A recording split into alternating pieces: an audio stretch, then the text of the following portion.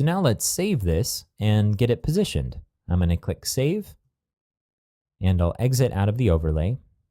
And now again, it would be great to position this using the admin module, but for now, the context module has some issues. But based on what you saw in earlier videos about the context tool here, you could probably figure out how to add the block. It's pretty straightforward. But we're going to use the original context interface by going to Structure, Context, and we're going to edit the blog entry page context.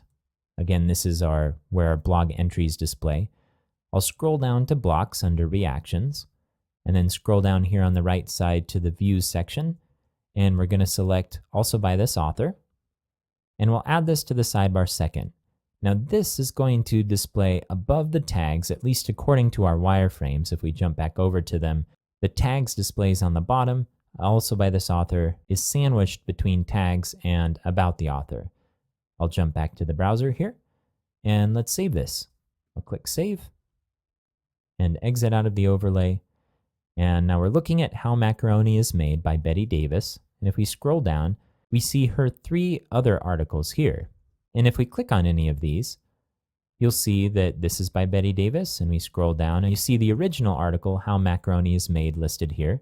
And if we go to an article written by somebody else, I'm going to click on Content, and then let's go to Jones's article, Are You a Geek? No, You're Not. And we scroll down, we'll see 2 articles listed here, 10 Ways to Make a Geek Feel Like a Complete Nerd, and then Geek Inventors. So it looks like we're squared away.